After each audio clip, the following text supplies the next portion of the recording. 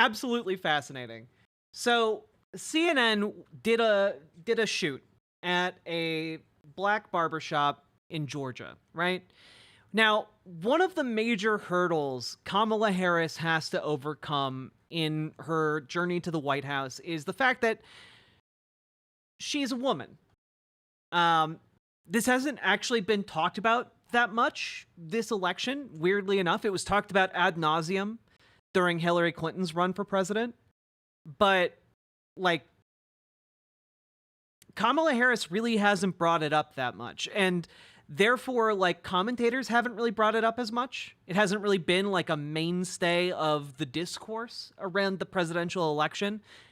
But it does still play into a lot of voter perception. You know, there is an inbuilt portion of patriarchal folks who just don't believe that women can or should be leaders. Which, you know, we don't tend to talk about that a whole lot, about how, like, there's just this really deeply ingrained idea that women need to be subservient, you know, that they can't give orders, that they can't be in charge. And, well, that gets brought up at this barbershop, and what happens after that is actually incredible. Okay? One topic of conversation has been the idea that some men don't want to vote for a woman president. Do you think that's a factor? I hear that a lot. Yeah. What do they say? Women are too emotional to run the country. What do you think of that? What do I think of that? I'm married. You think I'm about to answer that?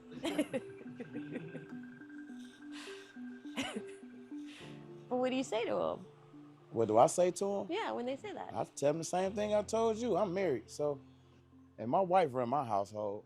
So, you know what? If they run a household like that, they could. I believe they can do it.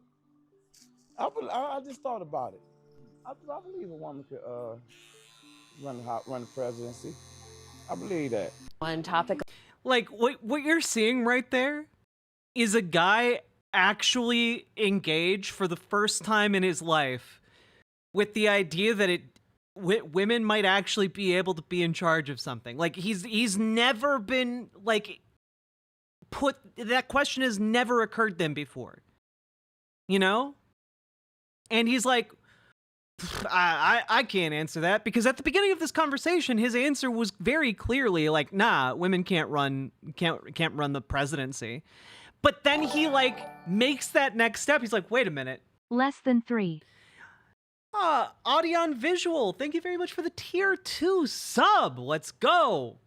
But you can see him be like, oh man, I can't say that. My wife's in charge of my household. And then he's like, wait a minute, my wife's in charge of my household.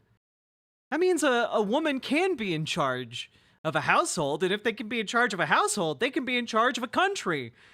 Like, it's crazy to see it actually unfold in real time. Yeah, it's honestly, he just thought himself into a feminist position. He just was like, wait a minute, maybe patriarchy doesn't make sense. Huh. Yeah, you know, they are capable, and, like, it's really wonderful to see. Because, like, that's just the fundamental prospect of, like, respecting women as people, is understanding that they can indeed be capable of all of the same jobs men are. So, you know what? Good on that guy. Good on that guy for, like, being confronted with a question he didn't have the answer to, and rather than lashing out in a reactionary way, he sat and he thought about it, and he realized that his preconceived notion was wrong. It's so rare to see that. But, like, it's beautiful. I love seeing it. It makes me believe we can be better. Makes me believe people can improve, you know? What if men are incapable of any jobs? Perish the thought.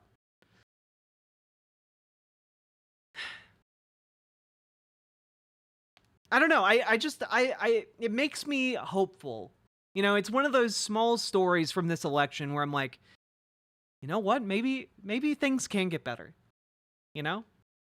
And I think we need to really hold on as you know, tensions ratchet up as we get closer to the election, we really need to hold on to that fundamental hope that things can get better. I truly believe that. You know, it's that hope is what keeps our entire movement of progressive leftist ideas alive. It's what keeps us going. It's what makes engaging in this election worthwhile. It's what keeps us away from doomer politics. You know, it's what keeps us away from this idea that we should make things worse on purpose, because if we make things worse on purpose, you know, then we can make our utopia. No, let's make things better on purpose. Let's continue making things better on purpose until they're the best we can make them, you know?